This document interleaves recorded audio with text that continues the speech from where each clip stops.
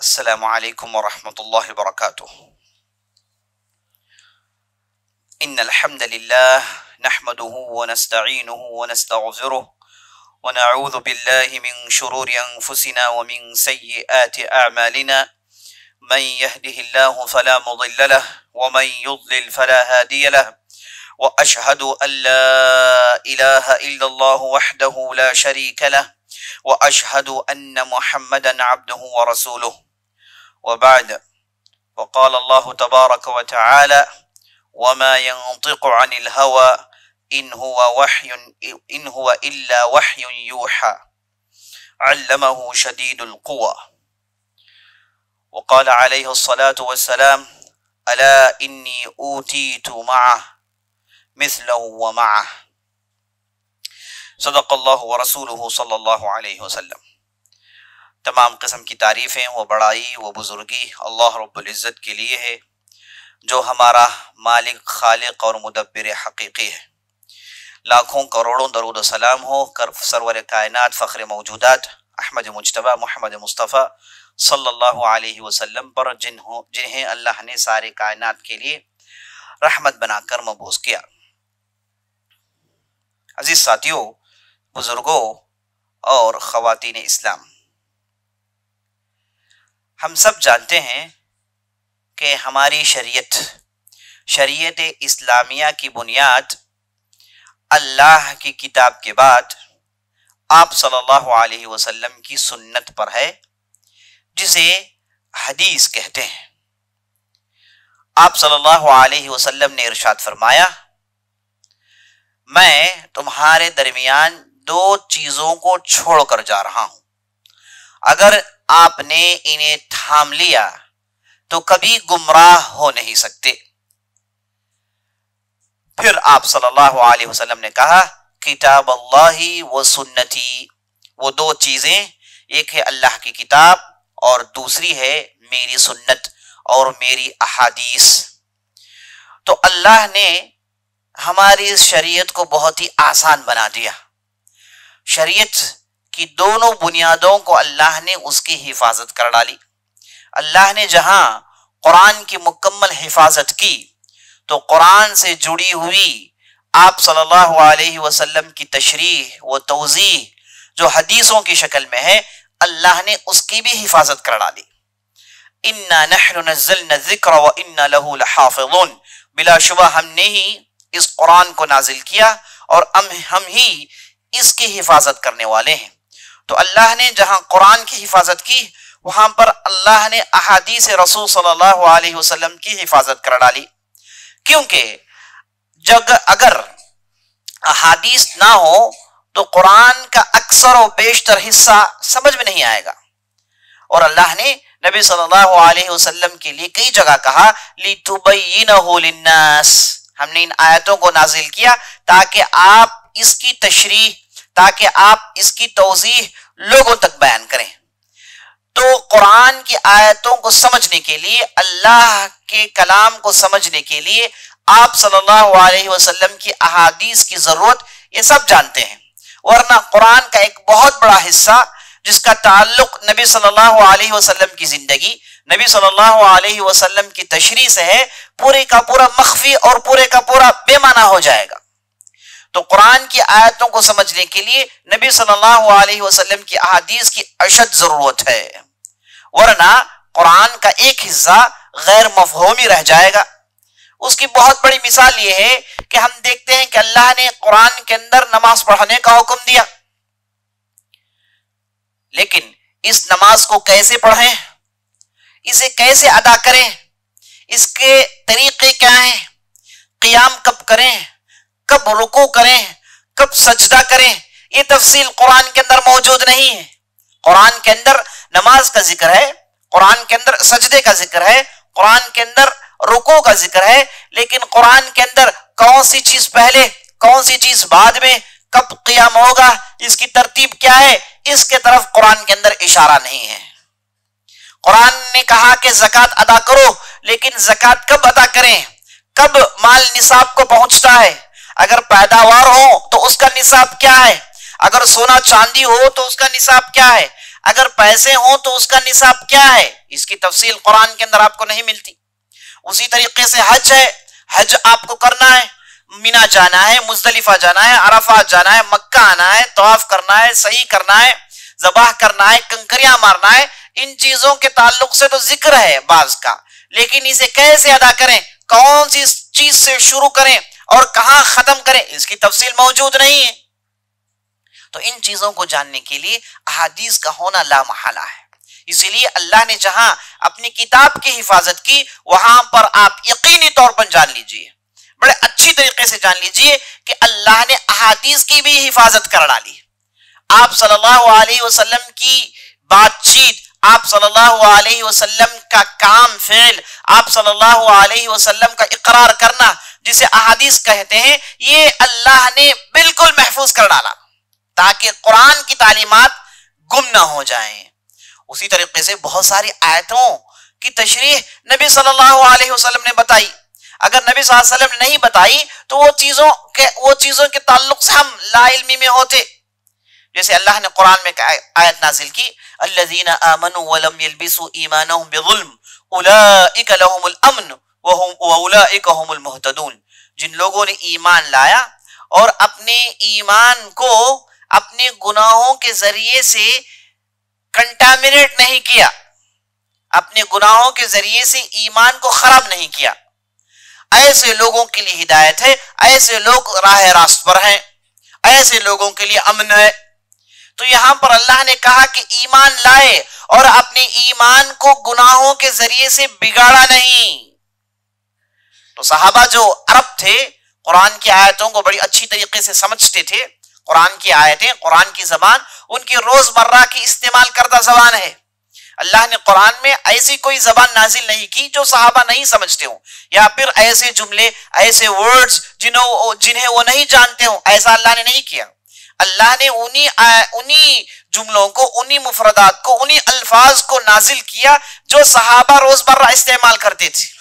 تو جب اس آیت کو آپ صلی اللہ علیہ وسلم نے پڑھا تو صحابہ نے سنا، کہا کہ ایمان لائے اور ایمان کو بگاڑا نہیں اپنے گناہوں کے ذریعے سے۔ تو انہیں بات سمجھ میں نہیں آئی، کیونکہ انہوں نے کہا کہ ایمان لانے کے بعد ہم میں سے کون ہے جو گناہ نہیں کیا ہو؟ گناہوں میں سے تو ہم گھرے ہوئے ہیں، چھوٹے ہو کے بڑے گناہ، تو گناہوں سے ہم گھرے ہوئے ہیں، گناہوں سے کون بچ سکتا ہے؟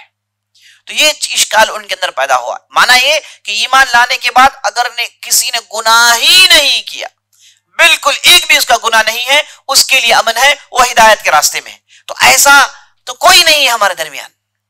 انسان ہونے کے ناطے کسی نہ کسی طریقے سے، کسی نہ کسی انداز سے، کہیں نہ کہیں کچھ نہ کچھ غلطی ہوئی ہوگی، گناہ سرزد ہوئے ہوں گے۔ اور ہم نے صحابہ کے تعلق سے سنا کہ نبی صلی اللہ علیہ وسلم کی موجودگی میں بہت سارے صحابہ، ان کے تعلق سے مروی ہے کہ ان سے غلطیاں اور گناہ سرزد ہوئے ہیں۔ تو یہ جب آیت نازل ہوئی، صحابہ کو آیت سمجھ میں نہیں آئی، تو انہوں نے نبی صلی اللہ علیہ وسلم سے پوچھا، یا رسول اللہ، یہ کیسی بات ہے؟ اینا لم نظلم، کون ہے ہم میں سے جو گناہ نہیں کرتا ہے؟ کون ہے ہم میں سے جو اپنے نفس پر ظلم نہیں کرتا گناہ کر کے؟ تو نبی صلی اللہ علیہ وسلم نے کہا کہ لا، وہ نہیں جو تم لوگ سمجھ رہے ہو، وہ نہیں جو تم لوگ سمجھ رہے ہو۔ اس آیت میں ظلم یعنی نفس پر جو ظلم ہے، نفس پر جو ظلم ہوتا ہے، اس کے دو معنی ہیں۔ ایک معنی یہ ہے کہ آدمی گناہ کرے تو اپنے نفس پر ظلم کرتا ہے، ایک معنی ہے۔ تو صحابہ نے یہ معنی سمجھا، تو نبی صلی اللہ علیہ وسلم نے کہا کہ نہیں، نفس پر ظلم کرنے سے مراد اس آیت میں اللہ کے ساتھ شرک کرنا ہے، اللہ کے ساتھ شرک کرنا ہے۔ یعنی ایمان لانے کے بعد اگر کسی نے شرک نہیں کیا، چاہے شرک چھوٹا ہو کہ بڑا ہو، چاہے شرک اکبر ہو کہ اصغر ہو، اس نے اپنے آپ کو شرک سے بری رکھا، شرک سے اپنے دامن کو پاک رکھا، ایسے آدمی کے لیے امن ہے اور ایسے لوگ ہدایت پر ہیں۔ تو صحابہ کو بعد میں آیت سمجھ میں آئی کہ ہاں، یہ بات صحیح ہے، ایک آدمی کے لیے ممکن ہے کہ وہ شرک سے توبہ کرے اور پھر شرک کی طرف سر اٹھا کر نہ دیکھے، اپنے آپ کو شرک سے محفوظ رکھے۔ شرک جو بڑا ہے، جسے کرنے سے آدمی شریعت سے باہر چلے جاتا ہے، شرک اصغر جو قول میں ہوتا ہے، آدمی کے فعل میں ہوتا ہے، جسے کرنے سے آدمی شریعت سے باہر تو نہیں جاتا لیکن وہ بہت ہی خطرناک مرحلے کو پہنچ جاتا ہے۔ تو دونوں قسم کے شرک سے جب آدمی پاک و صاف ہوتا ہے تو ایسے آدمی کے لیے یہ خوشخبری ہے. تو نبی صلی اللہ علیہ وسلم نے اس آیت کو سمجھایا. اگرچہ کہ صحابہ عربی تھے، الفاظ جانتے ہیں، جملے جانتے ہیں، عربیت سے واقفیت ہے، لیکن اس آیت کو انہوں نے نہیں سمجھا. تو نبی صلی اللہ علیہ وسلم نے سمجھایا. سے معلوم ہوا کہ نبی صلی اللہ علیہ وسلم کی سمجھ، نبی صلی اللہ علیہ وسلم کی تشریح اشد ضرورت ہے قرآن کی آیتوں کو سمجھنے کے لیے. اور وہ مشہور واقعہ عدی بن حاتم الطائی کا، وہ جب آئے نبی صلی اللہ علیہ وسلم کے زمانے میں اسلام قبول کیا، تو جب روزے فرض ہوئے تو اللہ نے قرآن میں آیت نازل کی، کلوا واشربوا حتى يتبين لكم من الخيط الابيض من الاسود، کہ آپ کھاتے پیتے رہو جب تک کہ آپ کو سفید دھاگا کالے دھاگے سے واضح نظر نہ آ جائے. تو انہوں نے الخیط الاسود الخیط الابیض دونوں کو یہ سمجھا کہ یہاں پر مراد دھاگے ہیں. تو وہ دو دھاگے لاتے ہیں، ایک سفید اور ایک کالا، اپنے تکیے کے نیچے رکھ لیتے ہیں اور سو جاتے ہیں. اور جب صبح ہوتی ہے ان دو دھاگوں کو اٹھا کر دیکھتے ہیں کہ روشنی میں ان دونوں میں فرق کر پاتے ہیں کہ نہیں کر پاتے ہیں. جب انہیں روشنی اتنی زیادہ ہوئی، جب انہیں معلوم ہوا کہ سفید ہے کالا ہے، تو اس کے بعد انہوں نے روزہ رکھنا شروع کیا. تب تک کھاتے رہے، تب تک انہوں نے کھانا جائز سمجھا. دو دھاگے ہیں، روشنی میں ان دونوں میں فرق کب نظر آئے گا؟ جب کڑاکے کی روشنی ہو، جب بالکل زبردست روشنی پھیل جائے تبھی آپ فرق کر سکتے ہیں. اگر روشنی نہیں پھیلی ہے تو آپ فرق نہیں کر سکتے. تو عدی بن حاتم الطائی نے یہ سمجھا کہ قرآن سے یہ مراد ہے. تو جب نبی صلی اللہ علیہ وسلم پاس آئے تو نبی صلی اللہ علیہ وسلم نے کہا کہ نہیں یہ مراد نہیں ہے. سفید دھاگے سے مراد یہ دھاگا نہیں جو تم نے خرید لیا ہے. سفید دھاگے سے مراد یہ جو دھاگے کی طرح افق میں ہریزون میں نکلتا ہے جب فجر طلوع ہوتا ہے. جب صبح جب طلوع ہوتی ہے تو روشنی کی جو کرنیں نکلتی ہیں اس کے طرف اشارہ ہے کہ آپ کو سفید کرن نکل آئے تو آپ روزہ رکھ سکتے ہیں. اس کے بعد کھائے پیے نہ، اس کے بعد دن شروع ہو جاتا ہے، فجر صادق شروع ہو جاتا ہے. اس کے بعد آپ کو کھانا پینا نہیں ہے اگر آپ روزہ رکھنا چاہتے ہیں. تو یہاں پر عدی بن حاتم نے دھاگا جو قرآن میں کہا گیا اسے انہوں نے نارمل دھاگا سمجھ لیا. تو نبی صلی اللہ علیہ وسلم نے اس کی تشریح بتائی. تو ایسے کتنے آیت ہیں قرآن کے اندر. ایک جگہ اللہ نے ارشاد فرمایا کہ ان الصفا والمروة من شعائر الله فمن حج البيت او اعتمر فلا جناح عليهما ان يطوف بهما. یہ جو صفا مروہ ہیں یہ اللہ کی نشانیوں میں سے ہیں. جو آدمی حج کرتا ہے، جو آدمی عمرہ کرتا ہے، صفا و مروہ کے درمیان چکر کاٹنے میں کوئی غلطی نہیں. چکر کاٹنے میں کوئی غلطی نہیں، آپ چکر کاٹ سکتے ہیں. تو جب آپ اس آیت کو پڑھیں گے تو آپ سمجھیں گے کہ صفا مروہ کے درمیان چکر کاٹنا، یہ جو 7 چکر جو کاٹتے ہیں، یہ اگر آپ چھوڑیں گے تو بھی کوئی حرج نہیں، کریں گے تو بھی کوئی حرج نہیں. یہ آیت سے وہی بات سمجھ میں آتی. فلا جناح علیہم ان یطوف بہما، کوئی گناہ نہیں کہ وہ صفا و مروہ کے درمیان چکر کاٹے. معنی یہ کہ اگر چکر کاٹے تو گناہ ہے. کیا معنی ہے اس آیت کا؟ سمجھ میں نہیں آتی بات. اگر آپ احادیث پر نظر نہیں ڈالیں گے تو یہ آیت کی روشنی میں اگر کوئی عمرہ کرتا ہے اسے صفا مروہ کے درمیان دوڑنا نہیں ہے. اگر کوئی حج کرتا ہے تو اسے صفا مروہ کے درمیان دوڑنا نہیں ہے. جبکہ حج کے اندر سعی کرنا رکن ہے، عمرہ کے اندر سعی کرنا، صفا و مروہ کے درمیان چکر کاٹنا رکن ہے. اس کے بغیر نہ آپ کا حج ہوتا ہے، اس کے بغیر نہ آپ کا عمرہ ہوتا ہے. لیکن قرآن کہتا ہے کہ دوڑ لگانے میں کوئی غلطی نہیں، دوڑ لگانا گناہ نہیں. آیت سمجھ میں نہیں آئی؟ ہاں، اگر آپ احادیث پہ نظر ڈالیں گے تو آپ کو بات سمجھ میں آئے گی کہ یہ جو مشرکین مکہ تھے، یہ جو قریش تھے، یہ صفا و مروہ کے درمیان دوڑا نہیں کرتے تھے. کہتے یہ تھے کہ جو لوگ مکے سے باہر سے آتے ہیں نا، جو بیرون مکہ سے آتے ہیں، ان کے لیے صفا و مروہ کے درمیان چکر کاٹنا ضروری ہے حج اور عمرہ میں. لیکن چونکہ ہم قریش ہیں، ہم مکہ میں رہتے ہیں، ہمارے لیے صفا و مروہ کے درمیان دوڑنا کوئی ضرورت نہیں. تو اللہ نے کہا کہ دوڑنے میں کوئی گناہ نہیں. تو مانا یہ کہ دوڑنا چاہیے. اگر حدیث نہ ہوتا تو لوگ صفا و مروہ میں دوڑتے ہی نہیں ہیں. تو ایسی کتنی مثالیں آپ کو بتاؤں. اللہ نے قرآن میں ایک جگہ ارشاد فرمایا غیر المغضوب علیہم ولا الضالین، اے اللہ ہمیں ان لوگوں کے راستے میں رکھ جن پر تو نے انعام کیا، ان لوگوں کے راستے میں مت چلا جن لوگوں پر تو نے اپنا غصہ دکھایا، اور ان لوگوں کے راستے میں مت چلا جو گمراہ ہیں۔ کون ہیں جن پر اللہ کا غضب نازل ہوا؟ کون ہے جو گمراہ ہیں؟ یہ دونوں ایک ہیں کہ دونوں الگ ہیں؟ کس کے طرف اشارہ ہے؟ سورہ فاتحہ جو اہم سورہ ہم پڑھتے ہیں اس میں یہ دو لفظ اگر معلوم نہ ہو تو معنی کیسے سمجھ میں آئے گا؟ تو نبی صلی اللہ علیہ وسلم نے کہا کہ جن لوگوں پر اللہ کا غصہ نازل ہوا وہ ہیں یہود، جن لوگوں نے صحیح راستہ چھوڑ دیا وہ ہیں نصارہ۔ تو یہود و نصارہ کے راستے میں ہمیں مت چلا، یہ آپ مانگتے ہیں سورہ فاتحہ کے اندر۔ تو آپ میں بتاتا جاؤں تو بتاتے جاؤں، اتنی ایسی مثالیں ہیں، ان سے آپ کو معلوم ہوتا ہے کہ احادیث کا مجموعہ جنہیں اہل علم نے محنتوں کے ساتھ جمع کیا، یہ اللہ کے طرف سے ایک زبردست حفاظت کا ذریعہ ہے۔ ہم یہ جانتے ہیں کہ نبی صلی اللہ علیہ وسلم کے زمانے میں قرآن کو یاد کر لیا گیا، نہ کہ صرف یاد کیا گیا بلکہ قرآن کو لکھ کر محفوظ کر دیا گیا۔ قرآن کے حافظین کی بہت بڑی تعداد ہے۔ آپ نے کئی مرتبہ سنا کہ نبی صلی اللہ علیہ وسلم کے زمانے میں ایسے لوگ ہوتے تھے جو صرف قرآن سن کے حفظ کر لیتے تھے، اور جب آخری زمانہ آیا تو ہزاروں کے ایسے لوگ تھے جنہوں نے پورا قرآن حفظ کیا ہوا تھا۔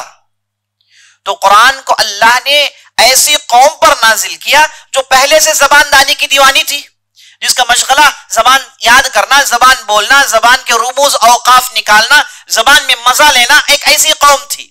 تو ان کے درمیان اللہ نے قرآن نازل کیا تو انہوں نے پورے قرآن کو چاٹ لیا، پورے قرآن کو حفظ کر لیا، یہ ان کے اندر پہلے سے سکت تھی۔ اور اس کے بعد نبی صلی اللہ علیہ وسلم نے مزید اس کی حفاظت کرنے کے لیے اور مور پروٹیکٹ کرنے کے لیے نبی صلی اللہ علیہ وسلم نے اپنے پاس کاتبین وحی کی ایک گروپ تیار کی ہوئی تھی، جن کی تعداد 40 کے قریب تھی۔ یہ نبی صلی اللہ علیہ وسلم کے کہنے پر قرآن کی آیتوں کو لکھتے تھے۔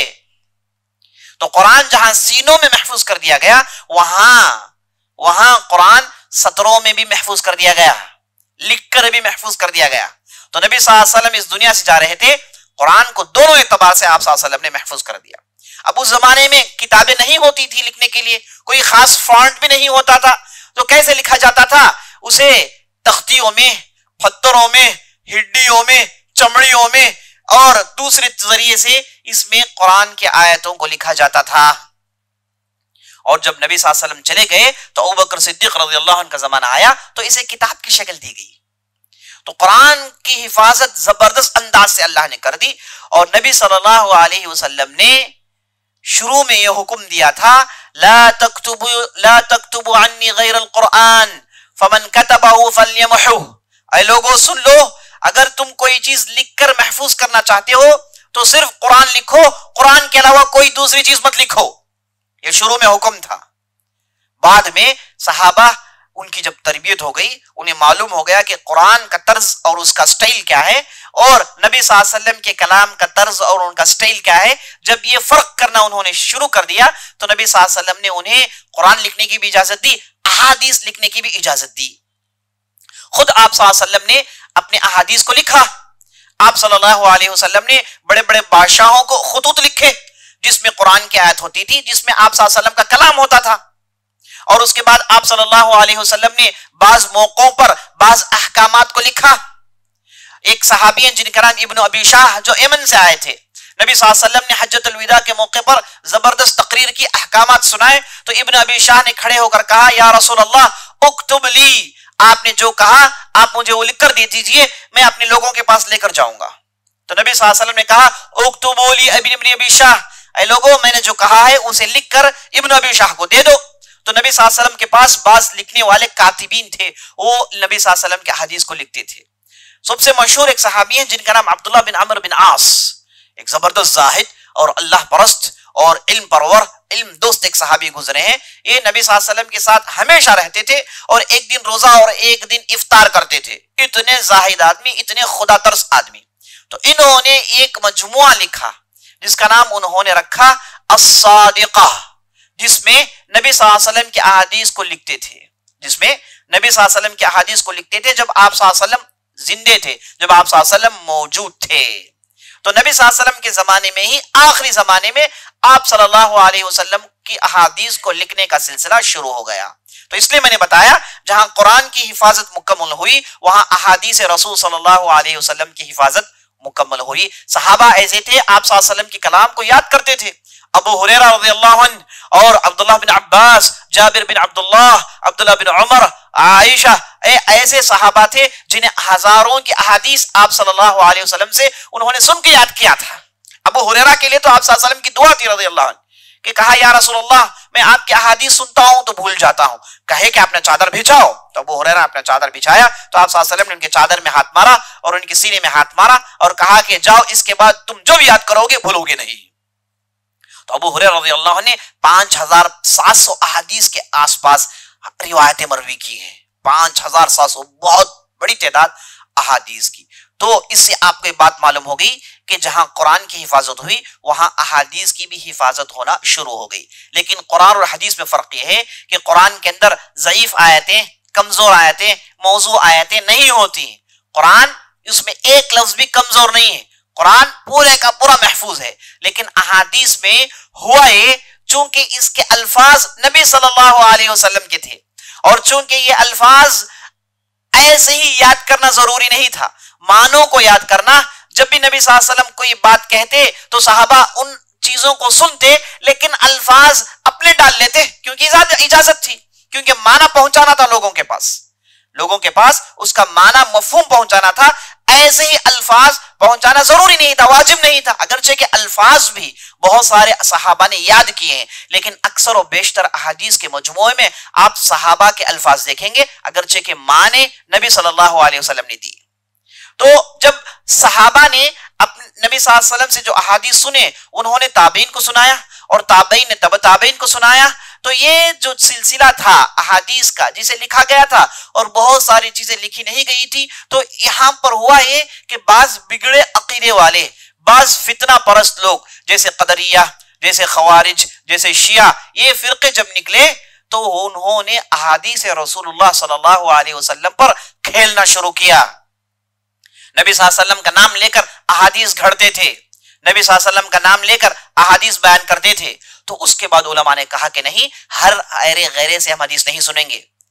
تو اس وقت ایک امام پیدا ہوئے جن کا نام امام ابن سیرین. انہوں نے کہا کہ نہیں، حدیث اگر آپ بیان کریں تو سند کے ساتھ بیان کریں. آپ نے اس حدیث کو کس سے سنی؟ وہ صاحب نے کس سے سنی؟ وہ صاحب نے کیا صحابی سے سنی؟ کیا صحابی نے نبی صلی اللہ علیہ وسلم سے سنا؟ تو یہ جو چین ہے آف نریشن جسے کہا جاتا ہے، جسے سند کہا جاتا ہے، اس کی حفاظت کا سلسلہ شروع ہوا تاکہ نبی صلی اللہ علیہ وسلم کے احادیث صحیح انداز سے اس کی حفاظت ہو جائے. ہر ایرا غیرہ جاہل قسم کا آدمی جو علم نہیں رکھتا، ایسا آدمی حدیث کے مجموعے میں کلام نہ کر پائے. اس لیے سند کا سسٹم انٹروڈیوس کیا گیا. یہ دنیا میں کسی قوم کے پاس یہ سند کا سسٹم نہیں ہے. یہ ایسا زبردست سسٹم ہے کہ نبی صلی اللہ علیہ وسلم کی احادیث کی ایسی حفاظت کرتا ہے کہ کوئی بھی جانتے بوجھتے اس کے اندر غلطی نہیں کر سکتا. یعنی اتنا یہ اتھینٹک ہے کہ آج کا نیوز پیپر آپ جب پڑھتے ہیں اس کے اندر فلاں نے کہا، فلاں نے کہا، فلاں نے کہا، جو آپ پڑھتے ہیں اس سے کئی درجے زیادہ احادیث رسول اللہ صلی اللہ علیہ وسلم اتھینٹک ہے، کیونکہ اس میں جو انہوں نے کہا ان کے نام، ان کی زندگی کی حفاظت نہیں ہوتی. لیکن احادیث رسول اللہ صلی اللہ علیہ وسلم میں صحابہ نے، تابعین نے، تبع تابعین نے ایسا کام کیا. جس کسی نے بھی نبی صلی اللہ علیہ وسلم کا نام لیا، کہا کہ نبی صلی اللہ علیہ وسلم نے کہا، یہ ان کا لفظ ہے، تو اس آدمی کو پکڑ دے، اس آدمی کی پوری زندگی کو ریکارڈ کر لیتے ہیں. یہ آدمی کہاں پیدا ہوا، کب اس نے وفات پائی، کون سے جگہ یہ رہتا تھا، اس کے اساتذہ کون ہیں، اس کے کتنے شاگرد ہیں، اس نے کتنے احادیث روایت کی ہیں، پورے کا پورا سیو کر دیا جاتا. اسماء اور رجال کے نام سے ہم مسلمانوں کے پاس ایک بہت بڑا کلیکشن ہے جس میں لگ بھگ 5 لاکھ لوگوں کی زندگی محفوظ ہے. 5 لاکھ لوگوں کی زندگی محفوظ ہے. یہ 5 لاکھ لوگ کون ہیں؟ انہوں نے کہیں نہ کہیں، کبھی نہ کبھی، ایک ہی مرتبہ کیوں نہ ہو، انہوں نے کہا کہ رسول اللہ نے کہا. تو علماء نے کہا کہ اس آدمی کی حفاظت دی جائے. تو لوگوں کی زندگی، یہاں پر ہسٹری کے سبجیکٹ کا آغاز ہوا. یہ جو ہسٹری پڑھتے ہیں یہ محدثین نے شروع کیا، اس کے بعد سیرت کا سسٹم شروع ہوا، تو لوگوں کی زندگیوں کو ریکارڈ کرنے کا سلسلہ شروع ہوا. تو اسے آپ کو معلوم ہو جانا چاہیے کہ احادیث کتنے اتھینٹک طور پر ہم تک پہنچائے گئے، کتنا زبردست یہ سسٹم ہے. ساری دنیا میں کسی بھی قوم نے یہ سند کا سسٹم انٹروڈیوس نہیں کیا. ہم علماء نے، ہم مسلمانوں نے، مسلمانوں کے علماء نے اس سند کے سسٹم کو انٹروڈیوس کیا تاکہ نبی صلی اللہ علیہ وسلم کے اوپر کوئی جھوٹ نہ بول سکے. تو جتنی بھی آپ احادیث دیکھیں گے ہر حدیث کے ساتھ اس کا سند ہوگا, ہر حدیث کے ساتھ اس کا سند ہوگا, بغیر سند کے کوئی حدیث نہیں ہے. یہ سند کیا ہے کہ یہ سند کس نے کس سے سنا. میں آپ کے سامنے ایک مثال پیش کرتا ہوں. ایک مشہور حدیث ہے, انما الاعمال بالنیات, انما الاعمال بالنیات, بلا شبہ عملوں کا دار و مدار نیتوں پر ہے. یہ بہت ہی مشہور حدیث ہے. یہ حدیث بخاری میں ہے. اب بخاری رحمہ اللہ کس زمانے کے ہیں؟ بخاری رحمہ اللہ زمانے کے ہیں 250 کی ان کی وفات ہے, 250 52 کی وفات ہے ان کی, تو 256 کی وفات ہے ان کی, 256 ہجری کے ہیں. اور نبی صلی اللہ علیہ وسلم کب کے ہیں؟ ان کے اور نبی صلی اللہ علیہ وسلم کے درمیان کتنے سال کا فاصلہ ہے؟ لگ بھگ 200 سال کا فاصلہ ہے. بخاری نے کیسے اس حدیث کو سن لیا؟ بخاری نہیں سنا, بخاری نے اپنے استادوں سے سنا. بخاری کہیں گے, اگر آپ بخاری کی کتاب اٹھا کر اس حدیث کے سند کو آپ چیک کریں گے تو آپ کو ملے گا قال البخاری رحمہ اللہ حدثنا الحمیدی عبد اللہ بن الزبیر قال حدثنا سفیان قال حدثنا يحيى بن سعيد الانصاري قال اخبرني محمد بن ابراهيم التيمي انه سمع من علقمة بن وقاص الليثي يقول سمعت عمر بن الخطاب رضي الله عنه يقول سمعت رسول الله صلى الله عليه وسلم انما الاعمال بالنيات وانما لكل امرئ ما نوى فمن كانت هجرته الى الله ورسوله فهجرته الى الله ورسوله ومن كانت هجرته لدنيا يصيبها او امرأة ينكحها فهجرته الى ما هاجر اليه. یہ آپ دیکھیں گے کہ بخاری نے کتنے لوگوں کا نام لیا. بخاری کہتے ہیں کہ میں نے میرے استاد جن کا نام عبداللہ بن زبیر تھا الحمیدی, ان سے میں نے سنا کہ انہوں نے کہا کہ انہوں نے ان کے استاد جن کا نام سفیان تھا ان سے انہوں نے سنا, ان کے استاد جو سفیان ابن عیینہ غالباً, انہوں نے ان کے استاد سے سنا جن کا نام یحییٰ بن سعید الانصاری, یحییٰ بن سعید الانصاری نے ان کے استاد سے سنا جن کا نام محمد بن ابراہیم التیمی, انہوں نے ان کے استاد علقمہ بن وقاص اللیثی کو یہ کہتے ہوئے سنا کہ انہوں نے عمر بن خطاب رضی اللہ عنہ کو سنا. عمر بن خطاب رضی اللہ عنہ نے نبی صلی اللہ علیہ وسلم کو منبر میں کہتے ہوئے سنا انما الاعمال بالنیات وانما لکل امرئ ما نوى. آپ دیکھتے ہیں کہ اس میں لگ بھگ کتنے لوگ ہیں؟ بخاری کے بعد عبداللہ بن زبیر, اس کے بعد سفیان, اس کے بعد یحییٰ بن سعید الانصاری, اس کے بعد محمد بن ابراہیم التیمی, اس کے بعد آپ دیکھتے ہیں یحییٰ بن علقمہ بن وقاص اللیثی, اس کے بعد عمر بن خطاب. تو بخاری اور عمر بن خطاب کے درمیان 6 لوگ ہیں. یہ کہتے ہیں سند. یہ جو لوگوں کے نام آئے ہیں اسے کہتے ہیں سند. اب اس کے بعد متن آتا ہے جسے کہتے ہیں انما الاعمال بالنیات. تو اہل علم نے احادیث کی حفاظت کرنا شروع کی اس انداز سے.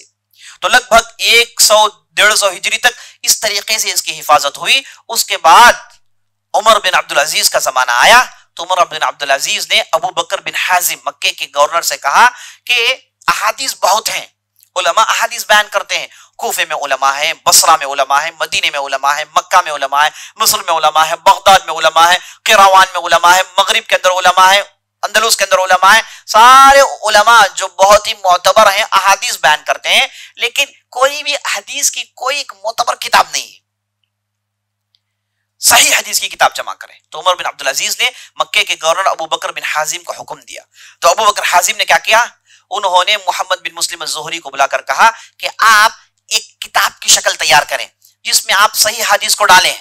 تو محمد بن مسلم نے ان کے کہنے پر ایک کلیکشن کو تیار کیا جس میں انہوں نے صحیح احادیث کو ڈالا. تو پہلی مرتبہ احادیث کتاب کی شکل میں آنا شروع ہوئی. لیکن آپ اس حدیث کو کھول کر دیکھیں گے نہ اس میں کوئی چیپٹر ہوگا, نہ اس میں کوئی باب ہوگا. عقیدے کی حدیث ہوگی, فقہ کی حدیث ہوگی, طلاق کی حدیث ہوگی, حج کی حدیث ہوگی, نماز کی حدیث ہوگی, زکات کی حدیث ہوگی, طہارت کی حدیث ہوگی, سب کو ملا کر ڈال دیا, کوئی ترتیب نہیں. اس کے بعد کے آئے علماء انہوں نے ترتیب دی.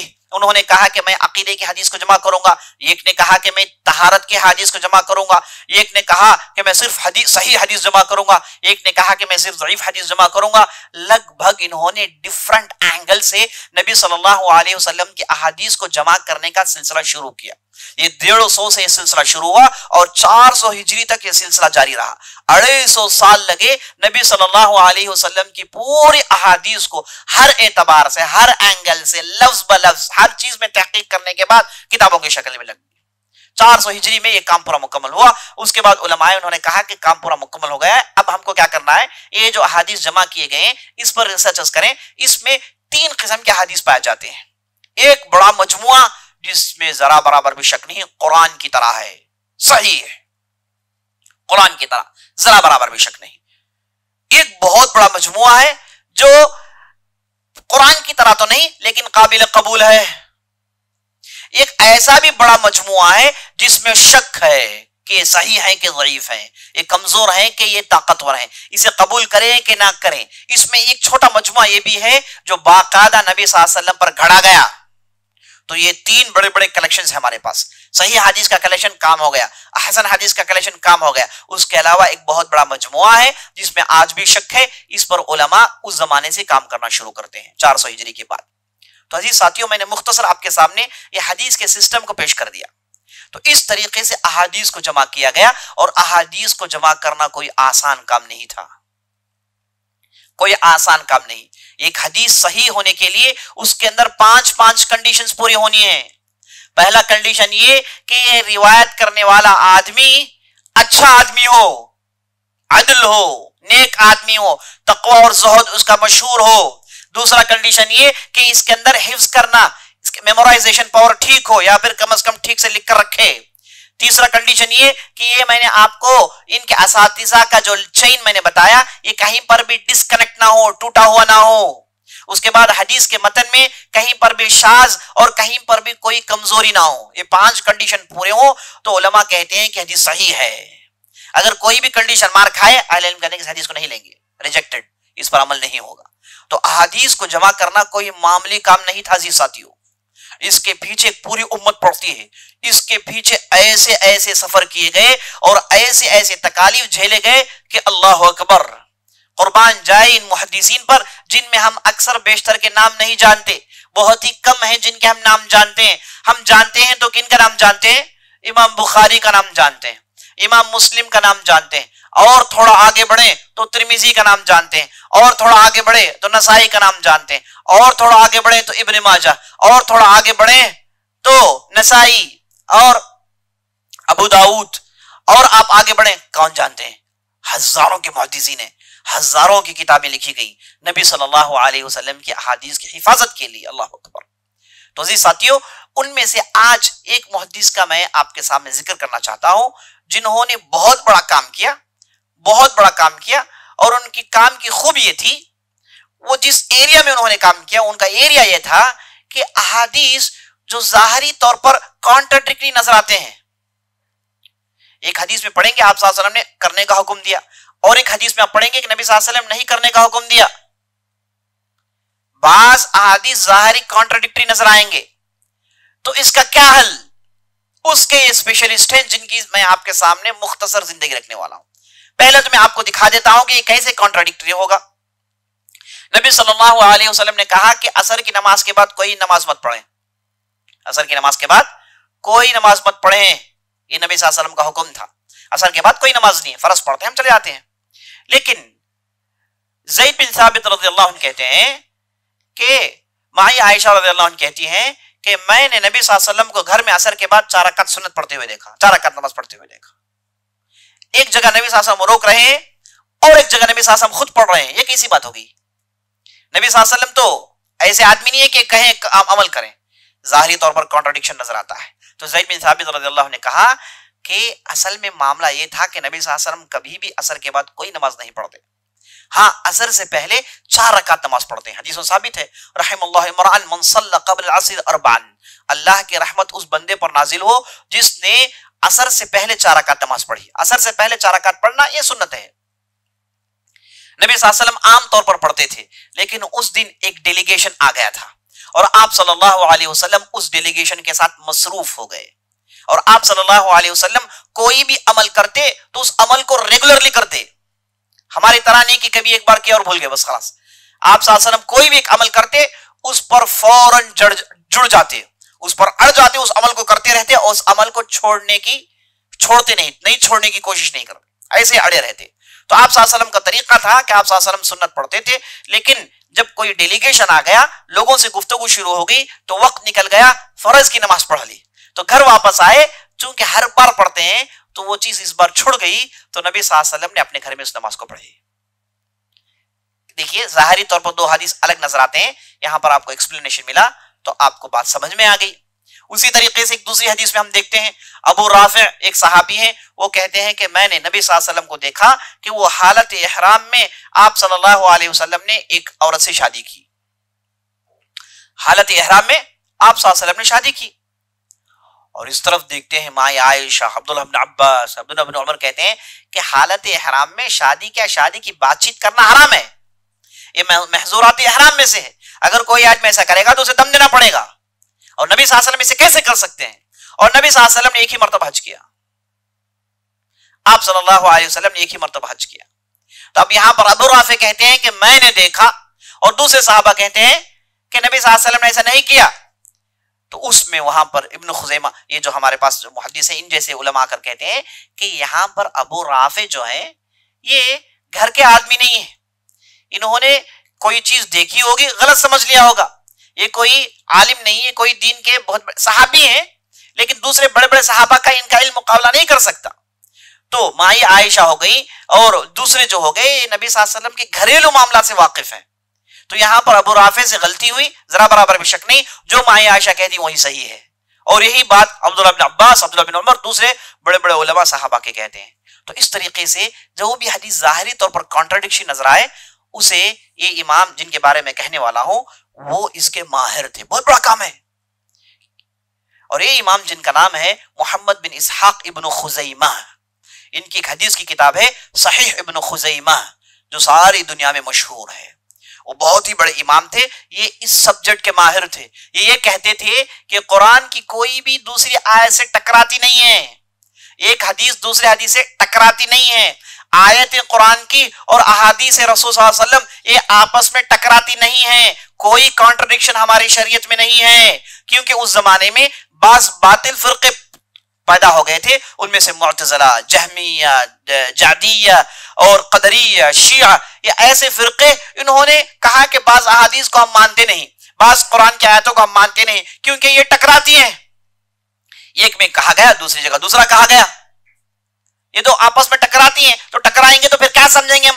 انہوں نے کہا کہ ان حدیث کو ہم نہیں مانتے، انہوں نے کہا کہ ان آیتوں کو ہم نہیں مانتے۔ ابن خزیمہ جیسے اہل علم آئے، انہوں نے کہا کہ کوئی سنگل بٹ دوسرے سنگل بٹ سے ٹکراتا نہیں ہے، یہی شریعت کی خوبی ہے۔ وَلَوْ كَانَ مِنْ عِنْدِ غَيْرِ اللَّهِ لَوَجَدُوا فِيهِ اختلافاً كَثِيرًا، اگر یہ اللہ کی شریعت کوئی غیر اللہ سے آتی تو ڈھیر سارے اختلافات اس میں دیکھنے کو ملتے، لیکن ایک بھی اختلاف دیکھنے کو نہیں ملتا، کیونکہ یہ اللہ کی نازل کردہ شریعت ہے، اللہ نے اس کی حفاظت اپنے ذمہ داری لے لی، اپنے ذمہ میں لے لی۔ تو امام ابن خزیمہ اس سبجیکٹ کے ماہر تھے، اور ان کی وفات 311 ہجری میں ہوئی، اور انہوں نے علم حاصل کرنے کے لیے کتنی محنت کی اس کی میں چند مثالیں آپ کے سامنے پیش کر دیتا ہوں۔ یہ اور ان کے ساتھی، یہ چاروں مل کر، ان کے 3 ساتھی تھے اور یہ چاروں ساتھیاں تھے، ایک کا نام تھا محمد بن نصر، ایک کا نام تھا محمد بن ہارون، ایک کا نام تھا محمد بن جریر، اور ان کا نام تھا محمد بن خزیمہ۔ یہ چاروں محمد مل کے ایک دور دراز علاقے کا سفر کرتے ہیں، چونکہ وہاں پر ایک بہت بڑے محدث تھے، بلکہ کئی محدثین تھے، تو ان سے علم حاصل کرنے کے لیے یہ اپنے علاقے رئی جو آج کل ایران میں ہے وہاں سے نکلتے ہیں۔ ان کی پیدائش نیساپور میں ہوئی، جو آج کل ایران کے اندر موجود ہے۔ یہ جو ایران ہے، یہ ایران آج جہاں شیعہ کا جہاں ڈومینیشن ہے، جہاں ہر چیز شیعہ مذہب کے مطابق چلتی ہے، یاد رکھ لیں ایک زمانے میں یہ 100% سنی ہوا کرتا تھا۔ ہمارے جتنے بھی محدثین ہیں یہ سب ایران سے نکلے ہیں۔ ترمز کہاں ہے؟ یہ ایران کی مین سٹی ہے۔ شیراز کہاں ہے؟ ایران کی ایک مین سٹی ہے نا۔ سجستانی، ابو داؤد السجستانی، سجستانی کہاں ہے؟ ایران کی ایک مین سٹی ہے آج بھی۔ قزوین یہ ایران کی مین سٹی ہے جہاں سے ابن خزیمہ، ابن ماجہ ہیں۔ امام بخاری سمرقند کے ہیں، اسی علاقے کے ہیں۔ امام مسلم نیساپور کے ہیں، یہ ایران کے اندر ہے۔ محدثین، فقہا، یہ پوری فہرست آپ اٹھا کر دیکھ لیجئے، آپ دیکھیں گے کہ بہت بڑی تعداد اسی خراسانی علاقے سے آئے ہیں جسے آج کل ایران کہا جاتا ہے۔ تو بہرحال ایک زمانے میں 100% سنی ہوا کرتا تھا۔ تو یہ اپنے ساتھیوں کے ساتھ علم حاصل کرنے کے لیے دور دراز علاقے یعنی مصر کو پہنچتے ہیں، کئی مہینے سفر کرنے کے بعد۔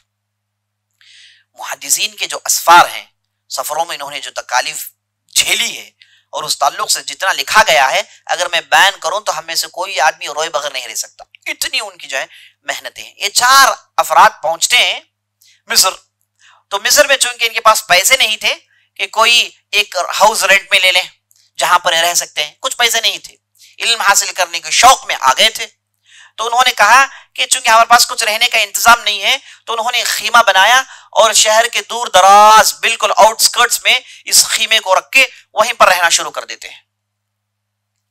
ہوتا یہ ہے کہ پہلے چند دن پیسے تھے، 3 دن تک کھانا کھایا پیا، اس کے بعد پورے پیسے ختم ہو گئے، بھوک و پیاس دن بدن بڑھتے گئے۔ اب یہاں تک معاملہ آ گیا ایک دن کے بعد، چند دنوں کے بعد، کہ ان میں سے اکثر و بیشتر لوگ جب بھی آنکھیں کھولتے انہیں دھواں ہی دھواں نظر آتا۔ یہ کیفیت اس وقت ہوتی ہے جب آدمی انتہائی بھوک میں ہو، بھوک کی حالت میں آدمی سونا شروع کرے، جب صبح اٹھے تو اسے دھندلاہٹ نظر آئے گی، دھواں جیسے نظر آئے گا، یہ بھوک کی وجہ سے ہوتا ہے۔ تو ان چاروں کو یہ دھواں دکھنے نظر آتے ہیں، ایسا مسئلہ ان کا پہنچ جاتا ہے۔ پھر صبر کرتے ہیں، علم کی راہ میں چلتے رہتے ہیں، لیکن کھانے کے لیے کچھ ہے نہیں، کبھی پانی پی لیتے ہیں لیکن کھانے کے لیے کچھ ہے نہیں، کب تک روزے رکھیں گے؟ تو ایک مرتبہ معاملہ ایسے ہو جاتا ہے کہ ان میں سے کوئی آدمی اٹھ بھی نہیں پاتا، اس حد تک ان کا معاملہ پہنچ جاتا ہے۔ تو چاروں نے مل کے اتفاق کیا کہ اب ہمارے لیے لوگوں کے پاس مانگنا جائز ہے۔ موت دیکھ رہے ہیں، وَمَنِ اضْطُرَّ غَيْرَ بَاغٍ وَلَا عَادٍ فَلَا إِثْمَ عَلَيْهِ، اگر کسی نے حد سے زیادہ نہ بڑھتے ہوئے، بغاوت نہ کرتے ہوئے کوئی بھی حرام چیز کو بھی کر لے، اپنے آپ کو بچانے کے لیے، موت سے بچانے کے لیے جائز ہے۔ تو ان چاروں نے کہا کہ اب ہم کو مانگنا ہی پڑے گا ورنہ ہم سب مر جائیں گے، اتنی بھوک ہے، اتنا پیاس ہے۔ تو کب مانگے گا کون؟ یہ چاروں کے چار محدثین، علماء، فقہا، یہ لوگوں کے سامنے ہاتھ کیسے پھیلائیں گے؟ مر جائیں گے، ہاتھ نہیں پھیلائیں گے، یہ ان کی خودداری ہے، لیکن اب کرنا ہی پڑے گا۔ تو چاروں نے ان کے نام لکھے اور قرآن ڈالا۔ قرآن میں نام نکلتا ہے ہمارے اس محدث کا، جن کا نام محمد بن اسحاق ابن خزیمہ ہے، ان کا نام نکلتا ہے۔ چاروں نے کہا کہ جاؤ بھائی، آپ کا نام نکلا ہے، آپ کو اب مانگنا ہے۔ تو ابن خزیمہ کہتے ہیں کہ مجھے اتنی کوفت ہوئی، اتنا میں سکڑا کہ کیسے مانگوں، یہ چیز برداشت نہیں ہو سکتی۔ غیر اللہ لوگوں کے سامنے ہاتھ پھیلا کے کہوں کہ مجھے کھانے کے لیے کچھ دے، دیکھیے کتنی خودداری ہے، کتنی خودداری ہے۔ آج ہمارے پاس معاملہ کیا ہے کہ ہم مانگنے سے کوئی تکلیف محسوس نہیں کرتے، بلکہ اس میں مزہ ملتا ہے۔ کسی بھی کبھی بھی فون ڈالیں، کسی سے قرض مانگ لے، کوئی دقت نہیں، گالوں میں جو نہیں رنگتی۔ آدمی خوددار ہوتا ہے، مانگتا نہیں، دیتا ہے۔ تو یہ طالب علم تھے، حدیث اور قرآن پڑھنے والے تھے۔ تو ابن خزیمہ کہتے ہیں کہ مجھے اتنا سکڑا اور اتنی مجھے تکلیف ہوئی کہ مجھے ساری دنیا اندھیری ہو گئی۔ تو میں نے میرے ساتھیوں سے کہا کہ ٹھیک ہے میں مانگتا ہوں، لیکن مجھے 2 رکعت نماز پڑھنے کا موقع دو۔ تو ابن خزیمہ اٹھتے ہیں، کہتے ہیں کہ میں نے 2 رکعت نفل کی نماز پڑھی۔ آرام سے بیٹھے۔ میں نے 2 رکعت نفل کی نماز پڑھی، اور جیسے ہی میں نے سلام پھیرا تو میں نے دیکھا کہ ہمارے خیمے کے باہر کوئی آدمی رک کر ہمارے چاروں کا نام لیتا ہے، کہتا ہے کہ ابن خزیمہ کوئی ہے اندر، کہتا ہے کہ ابن نصر کوئی ہے اندر، ابن ہارون کوئی اندر ہے۔ تو ہمارے چاروں کا نام لیتا ہے، تو ہم پریشان ہو گئے۔ تو ہماری حالت ایسی تھی کہ ہم میں سے چل بھی نہیں پا رہے تھے، تو بڑی مشکل سے ہم خیمے سے باہر آئے۔ تو ہم یہ دیکھتے ہیں کہ ایک آدمی اپنے آرمی کے ساتھ کھڑا ہوا ہے، لگ بھگ 50-100 لوگ ہیں، اور پورے آرمی کے ساتھ ایک آدمی آیا ہے، اور وہ آدمی آگے آ کر پوچھتا ہے کہ آپ میں سے کون ابن خزیمہ ہے؟ یہ کہتے ہیں کہ میں ابن خزیمہ ہوں۔ تو وہ ایک پوٹلی دیتا ہے دینار کی۔ پھر پوچھتا ہے کہ آپ میں سے ابن نصر کون ہے؟ وہ کہتے ہیں کہ میں ہوں۔ تو انہیں ایک پوٹلی دیتا ہے۔ چوتھا سے پوچھتے ہیں کہ آپ میں ابن ہارون کون ہے؟ یہ کہتے ہیں کہ میں ہوں، ہاتھ میں تھما دیتے ہیں۔ یہ چاروں پیسے لینے کے ساتھ کہتے ہیں کہ آپ ہیں کون ہے، بتائیے آپ کون ہیں، کیوں ہمیں پیسے دے رہے ہیں، آپ کا کیا معاملہ ہے؟ ہم ہوتے تو ملا صبح بل ختم ہوتے۔ جی یہاں پر یہ کہتے ہیں کہ بھائی آپ کون ہیں، کس لیے دے رہے ہیں؟ تو وہ صاحب کہتے ہیں کہ میں اس علاقے کے امیر احمد بن طولون کی طرف سے بھیجا گیا ہوں، میں ان کا داروغہ ہوں، میں ان کا خاص سیکریٹری ہوں، مجھے انہوں نے حکم دیا اور مجھے اس جگہ جانے کو کہا اور آپ لوگوں کے ہاتھوں میں پیسوں کو دینے کو کہا۔ تو انہوں نے پوچھا کہ احمد بن طولون ہمیں کیسے جانتے ہیں؟ ایسے تو بستی میں بہت لوگ ہیں، ہم ان میں کیسے پہچانے گے؟ احمد بن طولون ہم کیسے جانتے ہیں؟ تو داروغہ کہتا ہے کہ ہم نے ان سے جب پوچھا تو انہوں نے کہا کہ میں آج جب صبح قیلولہ کی نماز پڑھ کے چاشت کی نماز پڑھ کر قیلولہ کر رہا تھا تو میں نے خواب میں ان چاروں کے نام اور چہرے دیکھے، چہروں کے ساتھ ان چاروں کے نام کے ساتھ بتایا گیا اور کہا گیا کہ تمہارے ملک میں ایسے بابرکت لوگ ہیں اور تم کہاں پڑے ہوئے ہو، تمہاری ذمہ داریاں کہاں ہیں، تمہاری دولت کہاں ہے؟ تو احمد بن طولون نے ان چاروں کے نام بتائے اور کہا کہ آپ لوگوں کو یہ دیں اور جب بھی ضرورت پڑے امیر آپ کی خدمت میں ہے۔ تو دیکھیے یہ اللہ کی طرف سے بہت بڑی کرامت ہے جی ساتھیو۔ تو اس طریقے سے اللہ نے اس دین کی حفاظت کی۔ تو ابن خزیمہ آگے چل کے اللہ نے انہیں بہت ساری دولت دی، لیکن اس انداز سے، اس تکلیفی سے انہوں نے اپنے دین کو بچایا اور دین کا علم حاصل کیا۔ میں نے آپ کو بتایا کہ یہ بہت بڑے محدث تھے، ان کا ٹائٹل تھا شیخ الاسلام۔ شیخ الاسلام اس محدث کو یہ ٹائٹل دیتے ہیں جو 1,00,000 احادیث یاد رکھتا ہے۔ قرآن تو قرآن، جسے 1,00,000 احادیث یاد ہوتے ہیں، اسے اسلام میں شیخ الاسلام کا ٹائٹل دیا جاتا ہے۔ تو ان کا ٹائٹل شیخ الاسلام تھا اور یہ مجتہد مطلق تھے۔ مجتہد مطلق اس عالم کو کہتے ہیں جس نے پوری شریعت کو پڑھ لیا، پوری شریعت اس کے سامنے ہو۔ جو ہم جو کہتے ہیں کیا بھی تمہیں پورا معلوم کی، تو یہ وہ لوگ ہیں جنہیں پورا معلوم ہے۔ یہ وہ لوگ ہیں مجتہد مطلق انہیں کہتے ہیں جنہیں پورا معلوم ہوتا ہے، جو حدیث، فقہ، تفسیر، عربی زبان، بلاغت، اصول التفسیر، اصول الفقہ، ان تمام سبجیکٹس میں انہیں بھرپور مہارت حاصل ہوتی ہے۔ تو ایسے لوگوں کو مجتہد مطلق کہا جاتا ہے۔ اور ابن خزیمہ کہتے ہیں کہ جب میری عمر 16 سال کی تھی تو میں آیتوں سے، احادیث سے مسائل نکالتا تھا۔ ان کی ایک بہت ہی مشہور کتاب ہے جس کا نام حدیث بریرہ، شرح حدیث بریرہ۔ حدیث بریرہ ایک مشہور حدیث ہے۔ بریرہ ایک صحابیہ ہے، یہ پہلے غلام تھی، بعد میں یہ رہا شدہ ہو جاتی ہیں۔ جیسے یہ رہا شدہ ہوتی ہیں تو یہ اپنے جو پرانے مالک تھے ان سے ایک اتفاق کرتی ہیں۔ اتفاق کرنے کے بعد وہ پیسے ادا کر کے وہ رہا ہو جاتی ہیں۔ جب یہ رہا ہو جاتی ہیں تو ایک نیا مسئلہ کھڑا ہو جاتا ہے کہ ان کے شوہر آج بھی غلام تھے، تو انہوں نے اس شوہر کا انکار کیا، ان سے طلاق لے لیا۔ ایک مشہور حدیث ہے۔ تو یہ ابن خزیمہ نے اس حدیث کی شرح 3 والیومز میں لکھی اور ایسی ایسی باتوں کو نکالا کہ لوگوں نے اس حدیث کو پڑھ کر کہا کہ یہ باتیں کہاں ہیں، تو انہوں نے بال کی کھال سے باتیں نکالی۔ تو 3 والیومز لکھے صرف اس حدیث کی شرح میں۔ اللہ اکبر۔ اور علم کا اتنا ذوق تھا کہ دنیاوی کوئی چیز پر کبھی غور کیا ہی نہیں۔ دنیا حاصل کرنا، گھر بار خریدنا، اس سے تعلق سے کبھی غور ہی نہیں کیا۔ ان کے ایک پوتے تھے، وہ کہتے ہیں محمد بن فضل، ہمارے دادا کا معاملہ یہ ہے کہ انہیں اگر آپ سکے دے دیں تو انہیں معلوم نہیں ہوتا کہ اس میں 5 کا سکہ کون سا ہے، اس میں 10 کا سکہ کون سا ہے، اس میں 20 کا سکہ کون سا ہے۔ سکوں میں فرق نہیں کرتے تھے، کبھی دیکھا ہی نہیں۔ ہم ان کے پیسے کو خرچ کرتے تھے، کبھی پیسوں کو لیا نہیں، کبھی پیسوں کو گنا نہیں۔ تقوی اور دنیا سے دوری دیکھیے، اللہ اکبر۔ تب جا کے یہ امام بنتے ہیں، اور ایسے زبردست سلفی امام اور ایسے مضبوط عقیدہ والے کہ اللہ اکبر، ذرا سی بدعت کو برداشت نہیں کر سکتے۔ یہ وہ زمانے میں تھے جب بدعتیں چاروں طرف سر اٹھا کر ننگا ناچ رہی تھی۔ خاص طور پر ایک بدعت جسے بدعت خلق قرآن کہتے ہیں، یہ اس زمانے میں بہت زیادہ پھیلا ہوا تھا۔ مانا یہ کہ قرآن جو ہے یہ مخلوق ہے۔ کیا مانا؟ قرآن مخلوق ہے۔